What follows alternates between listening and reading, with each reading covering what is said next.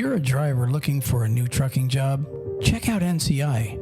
NCI offers the following: new Kenworth T680s, competitive wages, solo, team, and students welcome, plus a full benefit package for you and your family. Check them out today at 888-311-7076. That's 888-7076. And tell them Talk CDL sent you. Drivers, if you're looking for a local, home, everyday driving job, apply with Carter Lumber today. They have positions for Class A and Class B local drivers. They can take experienced drivers, students, and non-CDL drivers. With over 160 locations, chances are they have a position for you. So go to carterlumber.com/talkcdl and apply today. Again, that's carterlumber.com/talkcdl. Thank you. Truck Parking Club is a network of instantly reservable daily and monthly truck parking locations throughout the U.S. Truck Parking Club helps connect truckers to truck parking locations throughout the U.S. via truckparkingclub.com. Our networks is made up of property owners that have locations adequate for truck parking to list on the platform. This includes trucking companies, storage companies, CDL schools, trailer leasing companies, real estate investors, truck parking operators, and more. Go to truckparkingclub.com today. Attention trucking companies and truck drivers. If you need help with cash flow, we've got help on the way. Turn to Tab Bank, the bank that knows trucking. Tab Bank has been in the business of helping truck drivers and trucking companies with their cash flow needs for 25 years. It's just that simple. It's what they do. But they don't stop there. Tab Bank helps grow your business with their invoice, factoring, and banking services. What a plus that is. Before you book your next load, play it safe and contact Tab Bank to get their help with your factoring needs. Tab Bank helps determine the credit worthiness of your customers as well as billing and collection efforts on invoices that you factor with them. Let the experts at Tab Bank get you cash quickly for the loads you deliver. Again, it's what they do. Visit tabbank.com/talkcdl to learn more. That's tabbank.com/talkcdl. Tab Bank member FDIC. All right, we've got Jeffrey Burkhardt, Burkhardt, Jeffrey Burkhardt, Senior Director of CDL Operations of Ancora, and he is based in the greater Augusta, Georgia area. Jeffrey is the Senior Director of CDL Operations for Commercial Driver Training, provides senior leadership for this program.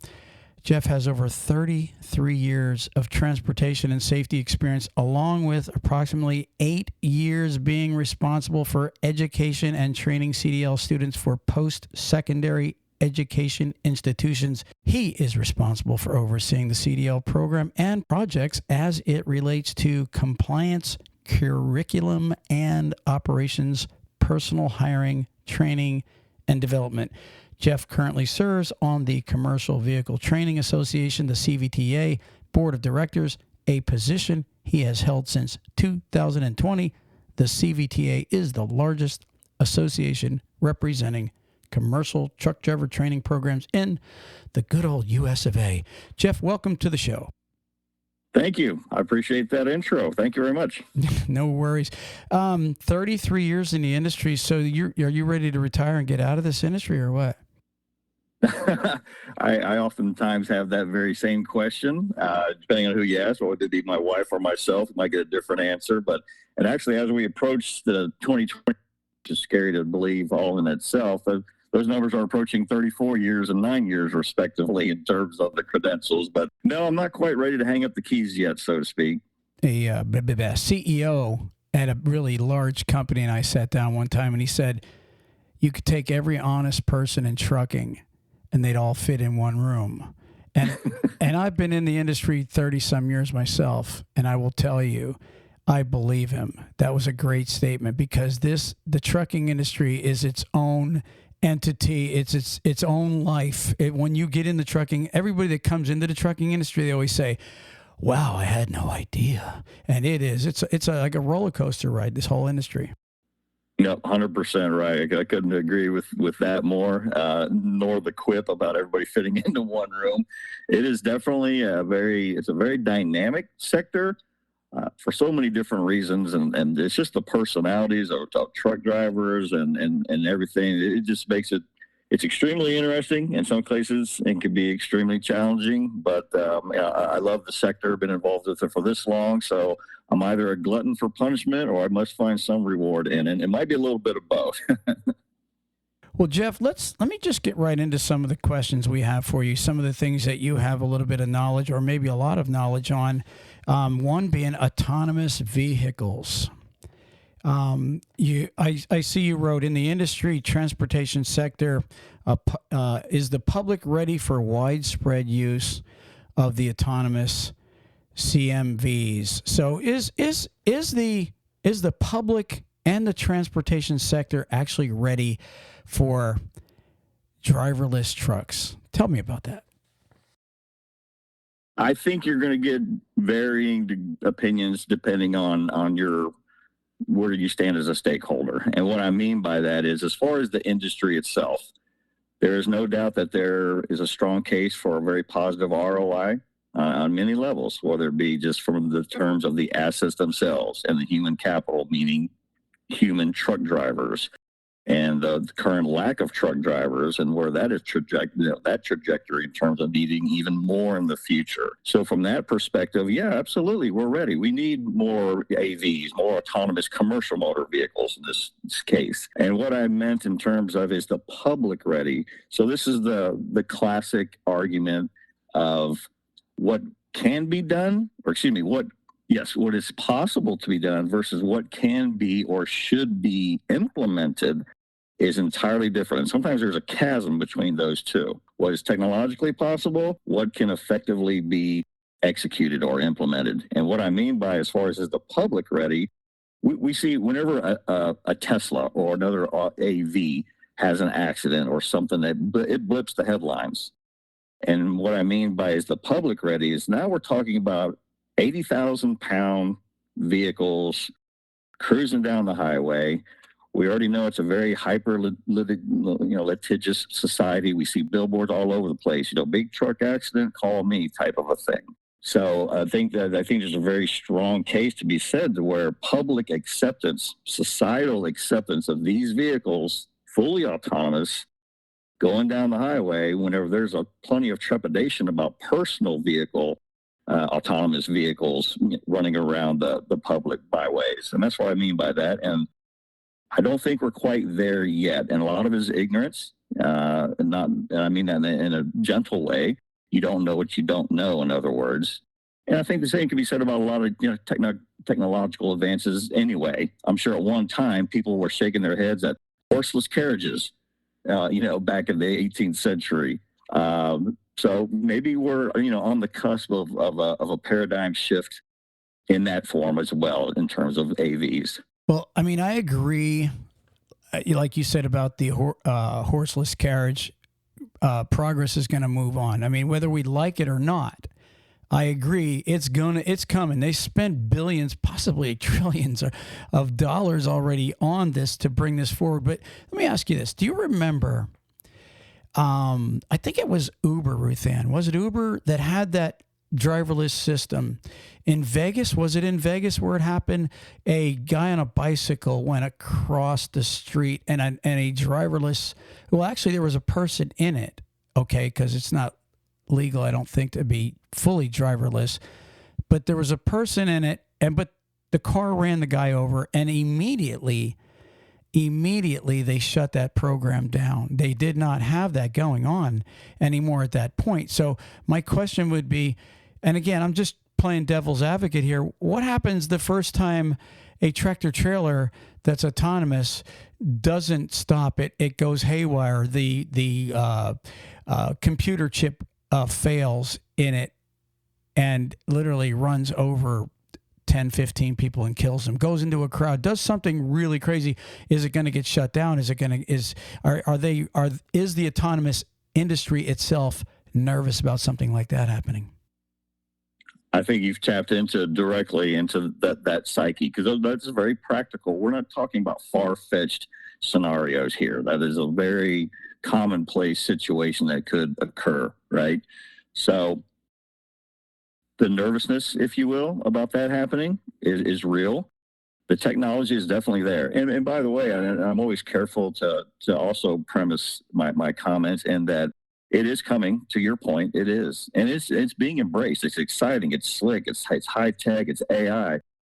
Everybody is embracing that, regardless of what side of the spectrum that you are on.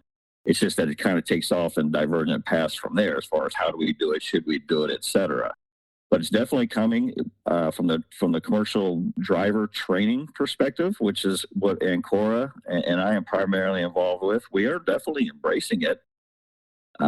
If you take it out to an extreme argument, it's like, well, if there are so many autonomous vehicles, doesn't that put you out of business? We actually get that question from some agency funding sources and whatnot that are looking to send folks into our schools to get a CDL. And only because it's new to them. And my perspective is like, let's pump the brakes. That is still decades away. Even under the most aggressive prognosticators, they're saying it is a decades away to where we have widespread level 4, level 5 autonomous vehicles, which is driverless vehicles. But it's definitely coming. It's just that, how steep will that, implementation curve be? That we don't quite know. But back to your original point, I apologize for that. It is those types of scenarios. You're right. They shut it down because the liability involved and whatnot. And, even the autonomous vehicles that are currently in place, and they are in somewhat controlled environments, lanes, et cetera, limited use, which is entirely different than, let's say, an 80,000-pound vehicle that is cruising the Dallas Metroplex or Atlanta or the up in the Beltway of DC and those types of environments. So I think we have to be careful to realize, okay, we're going to do it, but where are we going to do it first? All these things are all factors in the greater macro equation as far as where our commercial AV's heading in terms of introduction. And I can give you one other example, because I just recently attended American Trucking Association's management conference and exhibition. Huge event, very well conducted event. It's been in place for many, many years, to where there's a lot of exhibitors, service providers, et cetera. And there was one of the sessions talked about AVs. And I had introduced the question, and this is one of the classic questions: how does the AV technology differentiate between a deer running across the road and a child? That's a little bit extreme, but let's just say a person. There's full confidence in the technologies can differentiate between those. But moving that further, the way the AVs are designed in terms of, okay, they spot a hazard in the road, could be a person. It's designed to take some sort of path or some sort of solution to avoid a collision. It could be just braking straight line. It could be a quick evasive maneuver to the left or to the right to avoid the collision directly in front. The question I directly posed to one of the AV technology leaders that was doing the session is, what does it do in terms of there's cars to the left, maybe a side of a cliff on the right, or in other words, going right is not an option, and you still have an impending collision directly ahead. What is that AV going to do? Does it have the logic, the algorithm built in to try to come up with what is the least negative scenario? Plow into what's directly in front of it, or swerve over into an occupied left-hand lane, causing a side swipe, and then there could be many other consequences as a result of that. What would it do? That's a real common scenario. If you yourself are driving on the road, you spot something directly in front of you, you need to either brake or swerve. What would you do? That was my question. What will the AV do? I did not get a direct answer, nor did I expect one, but it's those types of scenarios that bring to the forefront very legitimate practical questions as far as what this technology can do and what should it do. I think with that specific scenario that you're talking about, it's too hard, even as a human going in and being in that situation. If it was an animal or a human that was in front of them, they're a different mindset, and of course, no one thinks in the same exact line. The person, you would say, okay, they're going to swerve and go this way, and they're going to run back. They might not. So you might swerve in the other direction to avoid them and end up still hitting them because they're going in the opposite what you expected them to do. And the same can happen with an animal. How many times did you see an animal like the squirrel in the middle of the road and they're going back and forth, and you still don't know which way they were going to run, so you still had to assume so that you wouldn't hit them. But I don't know if an AI can logically think what the human mind's going to go when we can't even think what way that other person or whatever's in front of us, what move they're going to make. We're still trying to figure out that too by making it where it's going to be safe for everybody around them. So I don't know if that's ever going to really... I think, and what he's saying also is, because he said there's no direct answer. Correct me if I'm wrong, Jeff.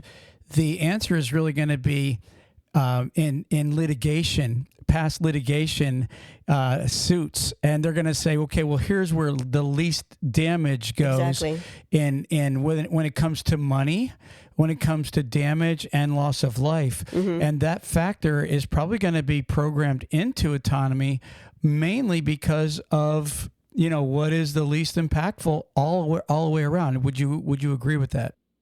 I agree with that 100%. That's where some of the decisions will be made, whether they be fortunately or unfortunately, depending on your perspective. But both of you, I agree with you 100% correct. The counter argument to my question posed is, well, if there's a human being, they would be making a decision one way or the other also. And only whenever you post-accident, Monday, the analysis that says, well, you swerved, but you caused a side swipe, which resulted in a head-on collision between third parties, etc. Whenever the best response or outcome would have been just to simply try to break straight line, although ultimately causing a collision in front of you. Okay, well, having the benefit of post-accident analysis may prove that out versus AI, which, by the way, we're all very fascinated with it. It's scary, but very fascinating. It's definitely, it's not like we're going to turn the clocks back. The bell is rung. The technological advances are just incredible. But it does bring in these questions of even almost on an ethical level. And what you just mentioned there, related to that point, there was another person in the room that raised the question in terms of, where does it go from there in terms of liability? Where does the indemnification? Is it the AI producer? Millions of lines of codes that cannot possibly account for every possible scenario. Well, I shouldn't say cannot possibly. They do account for every scenario. However, at the end of the day, it's zeros and ones, right? As far as writing all this code, and it's logic-based. It's going to be, this is the decision. That's by virtue of it being AI. That's what's going to happen. Humans make the same types of decisions. That's true. But that's where I think it's going to come down to in terms of, is the code writers at fault? Is it the equipment manufacturers? In other words, the vehicle itself? Is it fill in the blank? Because those are the legitimate questions, because somebody is going to be seeking resolution, remedy for damages done. And unfortunately, yes, human life could be involved. And I think that's where it really becomes the Wild West in terms of where are we heading in this environment in terms of liability and responsibility. Okay, let me throw this in there. Here's where I think the positive is going to come from autonomy, or autonomous trucks, rather. It's going to eliminate distracted driving. Drivers that, and not just truck drivers, but cars, all of them. 99% of, I think it's huge, whatever the percent is, the cause of an accident is distracted driving. And a lot of times it's our own distraction, being on the cell phone, texting and driving, just talking on the cell phone. And then also then you have people that are intoxicated, blah, blah, blah, blah, blah. Once that is going to reduce that end of it, which will be a good number, but it's not going to, but there's still going to be accidents. I was just thinking, there's a point of no return, even for an autonomous vehicle. Like you said, the scenario of somebody running out, there is something that's going to happen. It's going to crash into that person, or it's going to crash somewhere to the left or to the right. It's not going to solve all the accidents, but the question, though, is, are we not really hurting society? And let's not play games about this, Jeff, okay? It is going to, you said it's decades away, which was one of my questions, okay? I don't know that it's decades away, but let's say 20 years go by, and now we have fully autonomous vehicles, and the trucking industry is going to be changed big time. We have 3 million people that drive Class B and Class A trucks in this industry. And I know people keep saying, well, it's never going to eliminate all the truckers' jobs. Well, it sure is. It definitely, when you get to the point where they don't need you in the truck and you can literally say, okay, we don't have to have a driver. When the law is passed and they say we do not have to have a human being behind that wheel, we are now going to see truck driver jobs going away. And I know what they keep saying, well, it's going to open up other jobs. You're talking technical jobs. We're talking about the working man that enjoys being out there on the road, that drives a tractor trailer. What's going to happen to those guys? What's the solution? Or is it just, hey, tough luck, you guys are out of luck, see ya, go find another job? Because that's what it sounds like is going to happen. Agreed. And that is certainly part of the multifaceted conversation. And to your point, in terms of decades away, scale was what I'm talking about. You're 100% right. It's already here in terms of AVs, and it's going to be growing certainly larger. As far as it's supplementing a need of 130,000 drivers or so that I think the ATA sites will be necessary within the next 10 years. Maybe, maybe not, but there's no doubt it's coming. It's here, rather, and it's going to be more and more widespread. Very interesting point you make as far as it replacing actual drivers, or let's just say filling the current voids of truck drivers that are needed within the industry. And you're right. Once the needle moves, that dynamic, whether it be cost to serve and expense models, et cetera, in other words, how this technology is going to bolster a transportation sector and infrastructure that desperately needs drivers and will continue to move 80+% of the nation's goods via truck, whether it be with a driver or autonomous. Those things definitely need to happen. So the forward march of technology should be embraced, and I'm within that camp. It's just the how do we do it, I think, is where it always comes back to in terms of the question itself. And if it does displace drivers at some point, which it will, or is it just simply filling voids of drivers currently and future? It's going to be both. That's true. And you're right. It will create jobs in a different sector in terms of the maintaining of an AV, et cetera.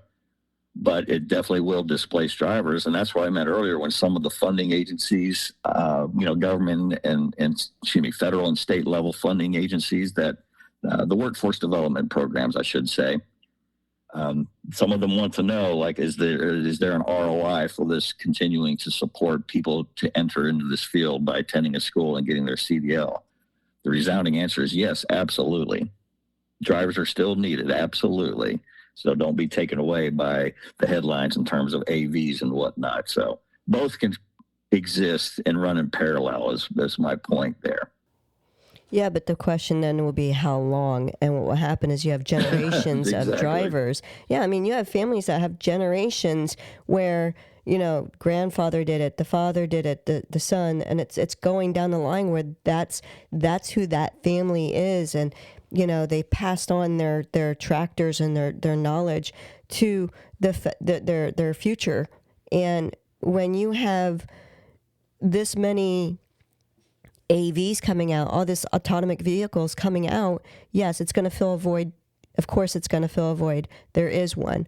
So that will be filled first. But then once that's filled and it starts replacing then those generations, that's where you're going to have those 3 million truckers coming in and starting controversy and saying, you're taking my livelihood away. How are you going to now supplement it?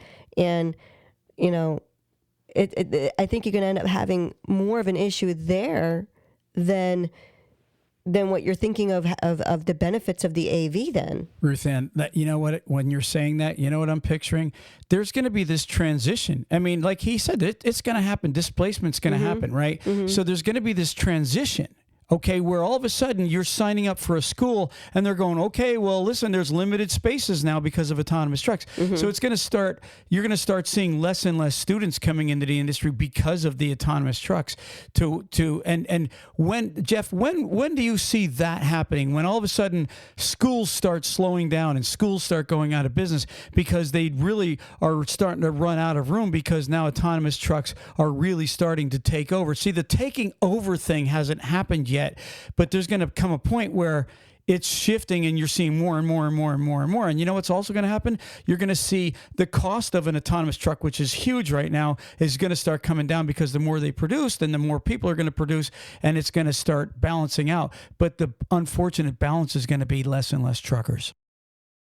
Exactly. Totally agree with that. I think there'll be, like most other things, there will be niche markets where this happens. And let's look at a not quite comparable, but comparable example, whether it be automated shopping, like with Amazon, or let's just back it up to a human element with kiosks in fast food restaurants that are designed to replace the person taking your order physically.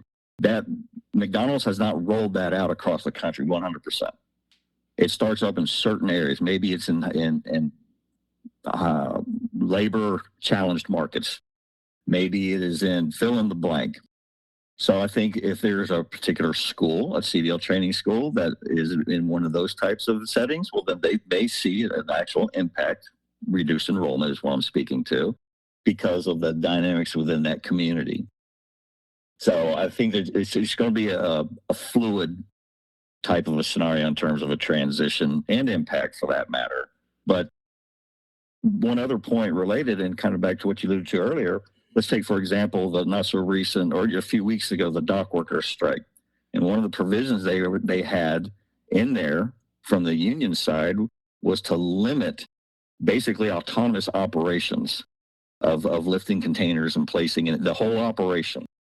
And it had become known, or excuse me, it was emphasized, I guess, as a result of the strike in the news, that the leading ports around the world, most of them are autonomous in some fashion in terms of efficiency. And you mentioned this earlier, AVs will not get tired. They do have quicker reaction time. They are super more efficient in so many different ways. Then right there's a direct example of and this was a particular labor group, obviously, that looked to protect their employees, their workers, their members for years from the push on technology. And it's almost, depending on your side of the argument, it's almost in spite of yourself. You're basically want to limit the ability of your employer, let's just call it the port rather. You want to limit their ability to operate more efficiently to protect the base of labor in that industry. Those two cannot be mutually successful, I believe. And I think the same thing can be said in terms of AVs and how they're going to, occupy more and more of the transportation sector as far as them rolling up and down the nation's highways. Yeah. Well, I want to move on in a second here, but the only thing that I keep thinking about is when we get a world that's fully autonomous, okay, the iRobot industry, to where everything is done by machines. What's keeping the employer from going, hey, listen, I really don't need you. So if you're going to be here, you're going to be on cheap labor. I can't really see high-paying jobs when the world is taken over by, autonomous vehicles. And I don't mean just autonomous transportation. I'm talking about autonomous everything, to where, hey, you're really not that needed anymore. Therefore, you're not worth anything to me. And I think I think we've got to ask that question. Is there a point where we are replacing man? Because we all know machines can do the work of 10, 100, 1,000 men, depending on the machine. And therefore, there's got to be a balance made where human beings are protected and to be able to live a good life and like we call, being able to accomplish the American dream. I guess maybe I'm one of those guys that sees the movie Terminator. Okay, I was just thinking that. It's like the machines taking over. It's exactly what I was thinking. Is Terminator, iRobot, all of these. I mean, think about it. What year did Terminator come out?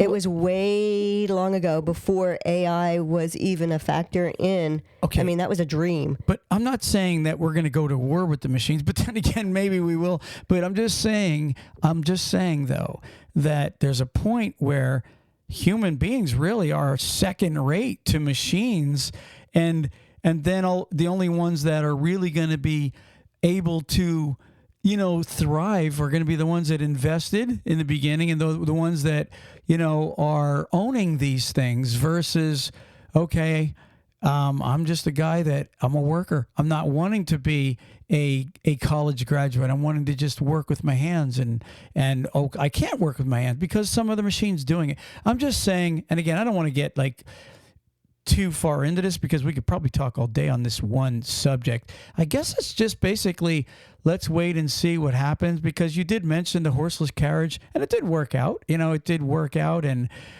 I just don't know. I guess we'll see. That's all I really can say.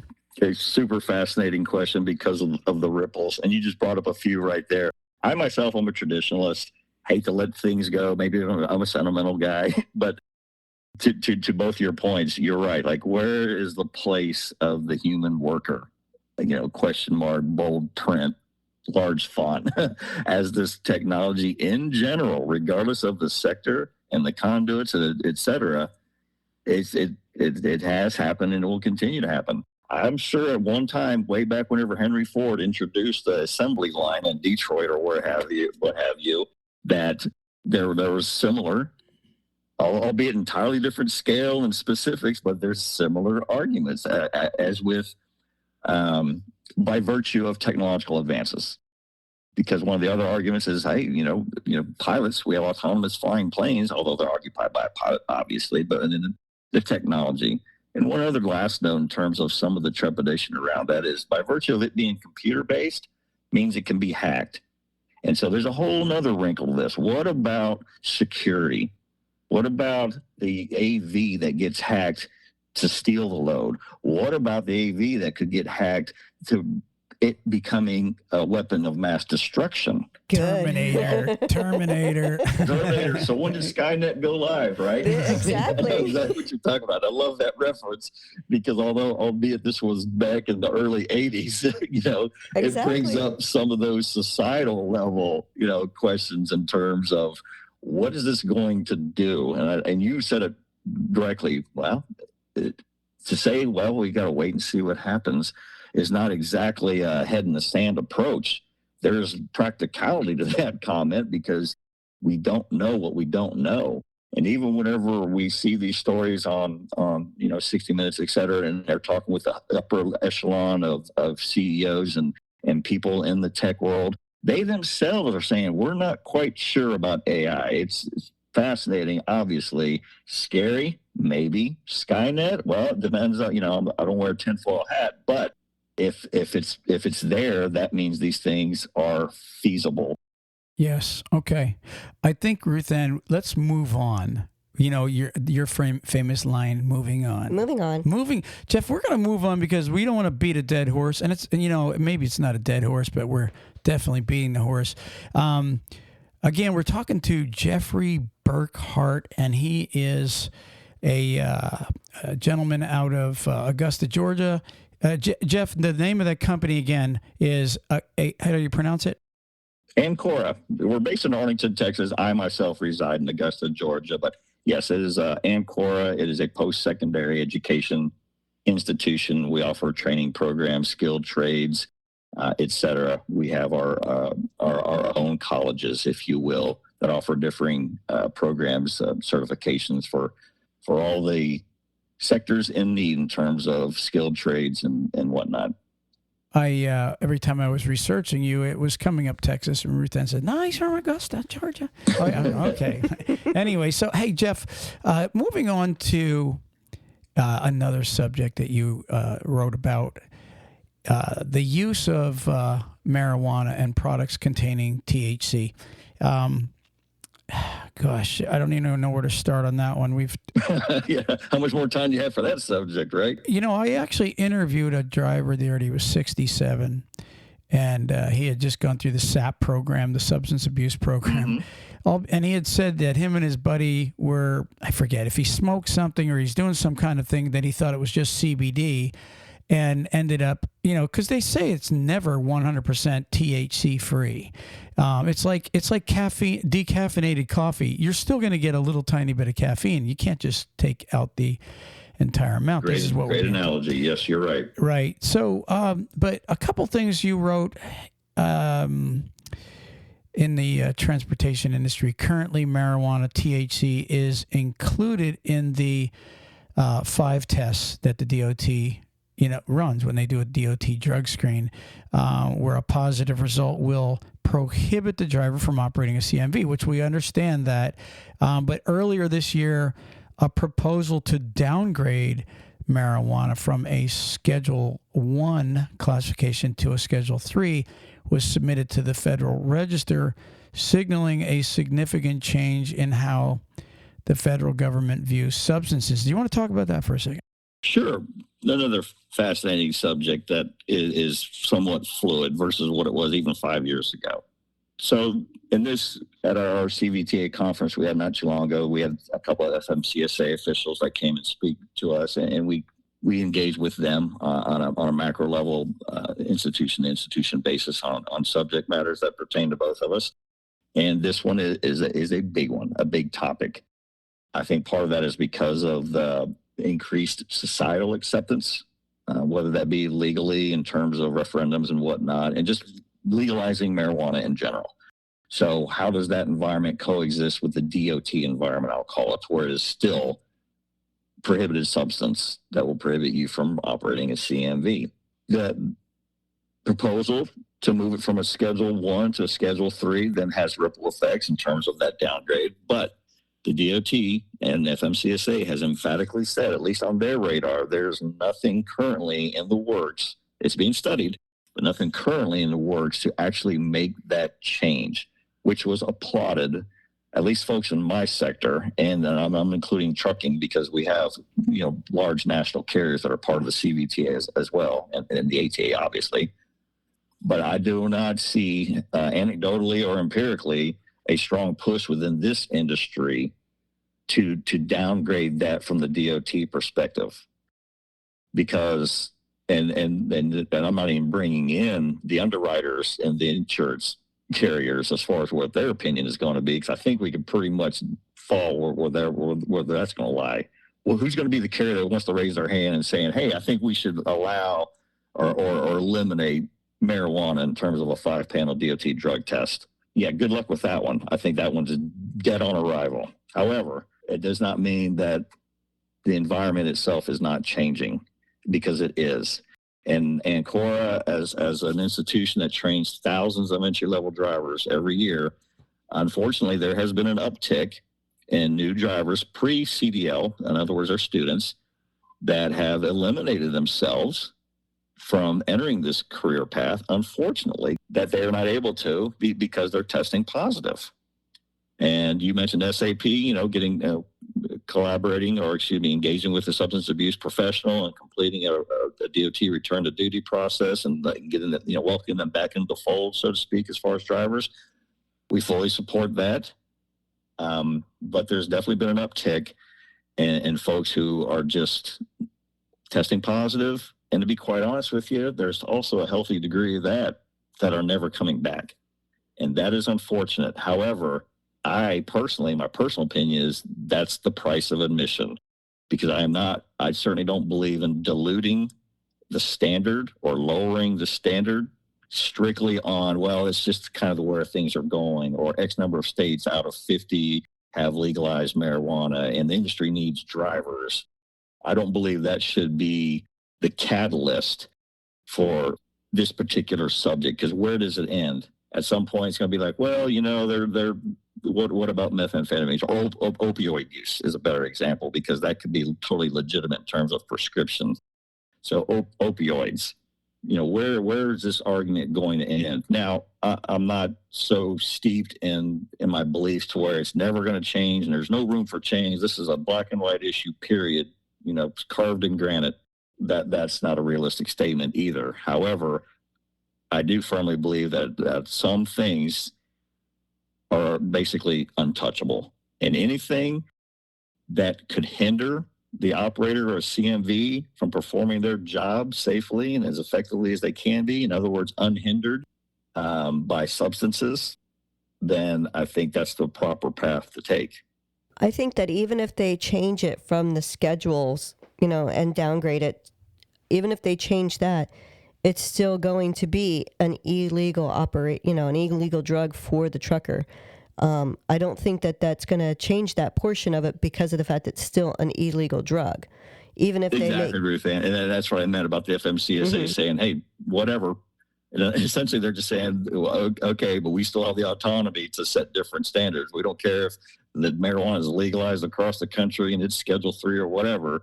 We, as the FMCSA, still have the autonomy to set the standards, which we were all very,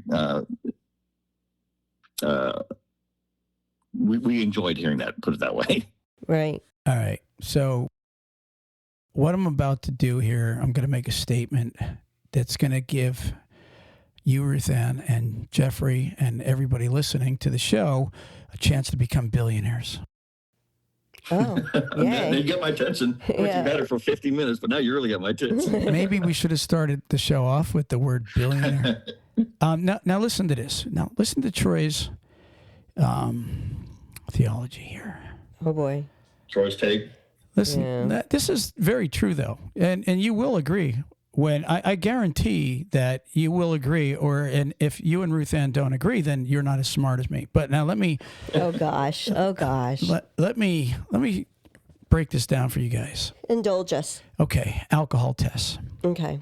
An alcohol test tells you what level of alcohol that's in you. Mm-hmm. It also tells a cop when, basically, you've really done it by the amount. Yeah, time frame. And it tells you if it tells the world if you're inebriated. Correct? I mean, it's very true. Marijuana test, different. Okay, especially hair follicle, which they're really probably about to go to that. I've been reading up on that, and they're probably going to start doing hair follicles. I think it's an inch per month, something to that respect that they're only allowed to take off. But that's a different subject. But what if we could invent a test that shows you just smoked it recently and that you are inebriated, that it's affecting you? See, currently you take a guy that lives in Colorado where marijuana is legal. He smokes it 2 months ago, and you clip his hair. That marijuana is going to show up in his hair. He's not drunk. That guy had legally smoked the weed, and I'm not an advocate for this. I'm just saying, if you want a solution, if you think that somebody high is as bad as somebody drunk, you haven't seen somebody drive high and somebody drive drunk. I will guarantee you the guy drinking alcohol can't handle his vehicle, not even close as good as a guy smoking weed. And I'm not a weed smoker, okay? So I'm not an advocate for it.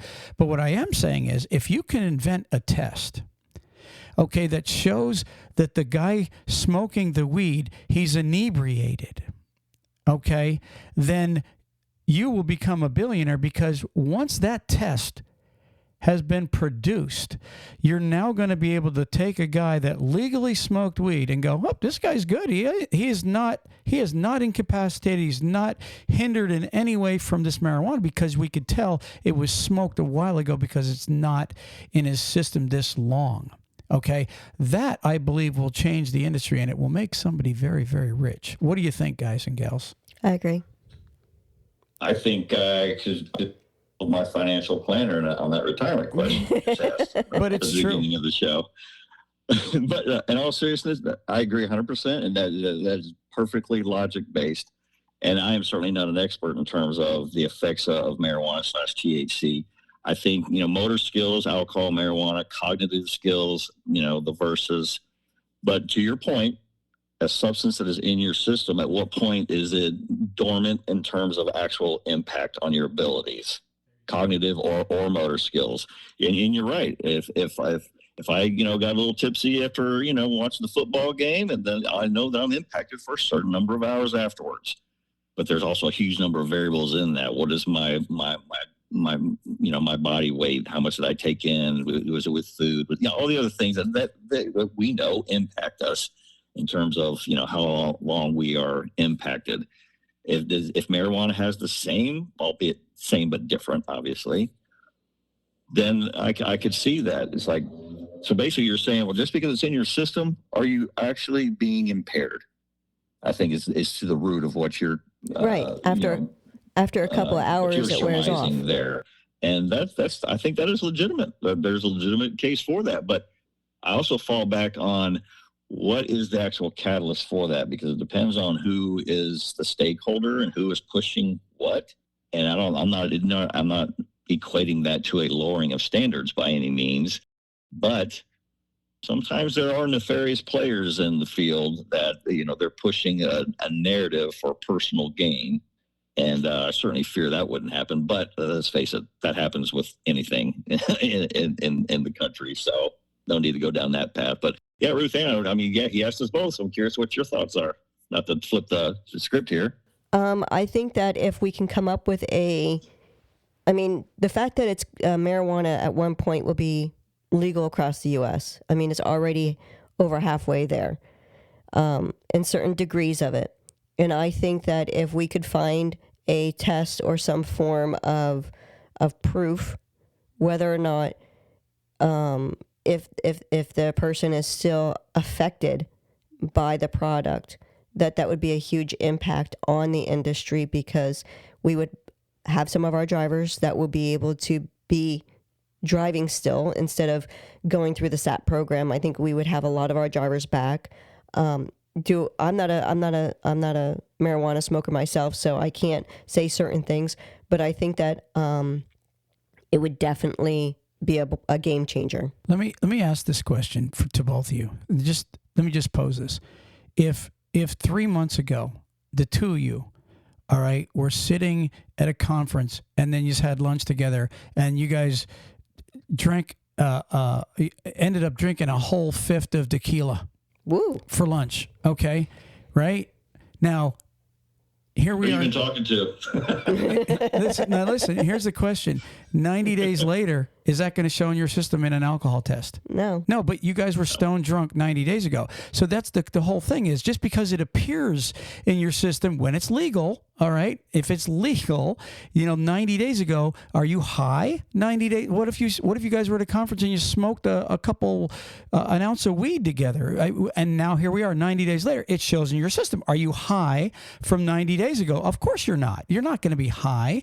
So that's the whole point. The difference in the testing is one shows a lot longer versus one does not show. And if you think about it, it's really even if you said, okay, they both impair you bad enough to where you can't drive. We'll get that argument out of the way right now. Okay, so both of them mess you up, you can't drive. All right, good. But 90 days later, they don't, but one shows, one doesn't. Exactly. Yeah. 30 days later, one shows, one doesn't. And that right there is the quagmire that somebody's got to overcome. Because if you're going to say one thing is legal, okay, and that's able to impair you to operate a vehicle, but we don't have a problem with it as insurance companies and lawyers. We don't have a problem with it. Come on, think about that. Okay, the trucking companies will even hire a driver that had a DUI over 7 years ago, knowing that he actually got pulled over while he was intoxicated. You'll hire that guy and say, okay, we're willing to take a chance on that guy because we know that one time he was drunk. But you're saying a guy that had marijuana in his system 90 days ago and it doesn't show now, or it does show now. The problem is you just don't know when he smoked it. That's right. Really what it comes down to. And that's the big difference. And I'm telling you, when somebody finds a way to fix that, you will fix this whole marijuana thing and alcohol thing. Well, honestly, marijuana doesn't impair you. As far as I know, now I'm not 100%, I'm not a drugs expert, but I don't believe marijuana impairs you near as bad as the opiates could, or about meth and all that. And those test results don't stay in your system near as long as what marijuana does, because of the way it hits your bloodstream versus not your bloodstream the same way. So I think that if we can find a way to prove that marijuana is not in the system, or not that it's not in the system, but not affecting their ability to perform their job anymore, that would be definitely a billion-dollar maker. I agree. It's extremely valid point too, Troy, by the way. I agree with you 100%. Let's look at it this way. You're doing a pre-employment DOT drug screen and you pass. I've been drunk every day from this day forward, or in the past, right? But I'm not today, and my test comes back clean, at least for that. And I'm talking about a BAC versus the actual drug test. To your point, though, maybe you did smoke, or how long has it been in my system? It has been days ago before I was actually impaired, quote unquote. Which, to Ruthann's point, who sets that criteria? But it's in my system today, and I'm fine. But you're saying if I was a drinker and I'm just okay today, I'm getting hired.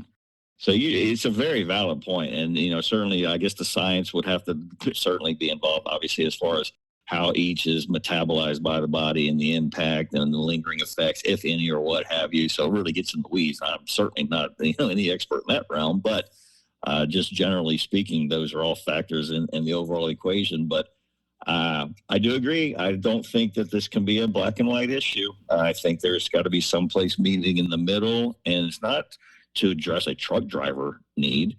I think it's just because the advancement in science and things of that nature, to where you just make a practical science-based decision and those type of determining factors in terms of legislation, et cetera.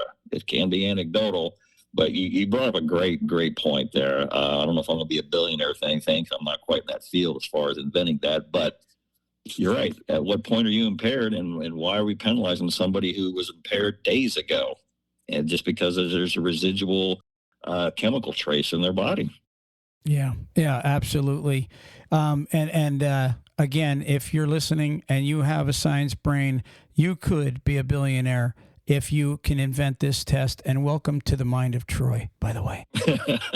So, we've talked about marijuana. We've talked about autonomous vehicles. And I'm actually getting ready to cut you loose here. But I'd like to ask you just a question before we end this. How versed are you in the freight? As far as what are you hearing? Everybody's wanting to know, when's the freight going to come back? I mean, I have a great theory. And of course, again, I would tell you guys that I believe because of the COVID times when the assembly lines, the supply chain went down, it's taken this long to get things going. And now, of course, we're in an election year and blah, blah, blah. And, I know companies right now that are 100 trucks behind with Kenworth and Freightliner that are still trying to catch up. So that means assembly lines, the supply chain is not where it needs to be. Are you hearing, when are we supposed to start seeing the freight turn around to where, people can start thriving and the rates would start coming up? Do you have any idea? Are you hearing anything? From what I've heard, and it's been directly at a couple of different conferences, as well as in some more, I don't want to call them closed door sessions, literally, but more intimate settings, that yes, we've been hearing about it. It's coming. And they're all, for the most part, have said, well, it's gone longer than we anticipated. Okay, that's appreciated. But it is turning around. That the big variable currently is what's going to happen here in 10 days in terms of the election. So regardless of other things, that has raised its head, or certainly kind of an impact. And it could be subtle as far as subconsciously, versus actual, moving the needle on GDP and things of that nature. But getting back to your original question, from the folks that I've heard speaking and whatnot, like Bob Costello there, who's like senior VP of the economics there at the ATA, and people of that stature, that might be his exact title, but people at that level, they wholeheartedly are saying that the turnaround has begun. and it is ramping up. They are very bullish on the sector and that things are legitimately turning around. Will it be COVID levels will it be at the levels of some of the huge spikes? Nobody is saying that, but there are already key indicators that are showing that it's a turnaround, even though it might be incremental. So it depends on how your perception of a turnaround.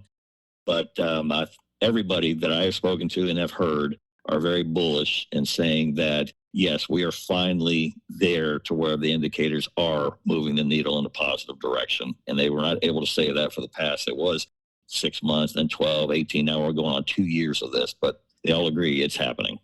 That's good. I mean, I'm hearing personally maybe April, only because you don't have much of a Christmas season. I'm not hearing people. I'm hearing a lot of people don't have money for Christmas this year, and it's pretty agreeable. You can walk in Walmart, what used to cost you $20 now costs you like $1,200. It's disgusting, and $1,200 was just me embellishing everything. Right, I figured that. But as part of that presentation there at the ATA, I mean, and they obviously it was empirical. They had data. But, durable goods and things of that nature and housing, things that really move the sector in terms of production and the need for transportation, those are already ticking up. So that's one of some of the key indicators that point to the sector getting back into a more, a more robust and stronger demand is what they are saying. So the key indicators are there, and then the ripple effect should follow. And I agree with you what you said. They're saying Q2. Certain sectors may be more so, or some may lag behind a little bit. But macro level, the industry is definitely turning. Ruthann, we're in touch with trucking companies daily. They call us, we talk to them, they email us. And one of the things that every one of them have in common is they're not hiring much right now, and which is a key indicator as to not having enough freight for those carriers. The bigger carriers, however, it's really where it's starting is the bigger carriers, because they can haul it for less. And they're, from what I'm understanding, General Motors, Ford, all these big manufacturing of vehicles, that they've actually ramped up, especially their gas engines, because everybody's running from electric vehicles right now. They've ramped up, and everybody's mandatory overtime on the assembly lines, from what I'm hearing, and therefore that's a great sign. It hasn't trickled over to the broker side yet, and that's why if you go on the load boards, the rates are still crappy, and there's not enough freight to handle everybody out there, at least as far as making a lot of money. Now, a lot of people think that the COVID numbers are going to come back someday. And I would tell you, I don't see rates going up that high, because you had way less drivers and too much freight because of people sitting home because of COVID. So I don't see that happening again. But I'm hearing probably April is what I'm hearing. You got the Christmas season coming, which there's usually a little uptick in freight there, but then you have, your first quarter, which is always soft. And then I'm hearing it's going to explode come April. That's what I'm hearing. And to be honest with you, I've been actually hearing that for the last 18 months. I've been hearing spring of 25 is what I've been hearing. So who knows? I don't know if you're hearing that, but I'm hearing similar. It is definitely happening for all those things that you just mentioned. Yes, the election has some hand-wringing going on. I mean, obviously that could be said about so many different, subjects or observers and citizens. But anyway, it's turning to the freight. I do believe it's turning around. The OEMs, who are also representing, whether it be traders or power units, they have been expressing the same. They're, as far as the ramp up, so to speak, there might be varying degrees on that in terms of scale, but it's not going the other way either. So I think the infrastructure, if you will, which could literally mean the vehicles themselves, that's obviously an indicator of what those, very intelligent individuals are seeing, because it's their market. They're not going to produce more and more trucks and trailers for a market that's going the opposite direction. Yeah, see, that was and I've been telling people the same thing. I don't think General Motors and Ford would be investing in pumping out a lot of new vehicles right now if they didn't think they could sell them. So obviously somebody knows something, and that's probably why.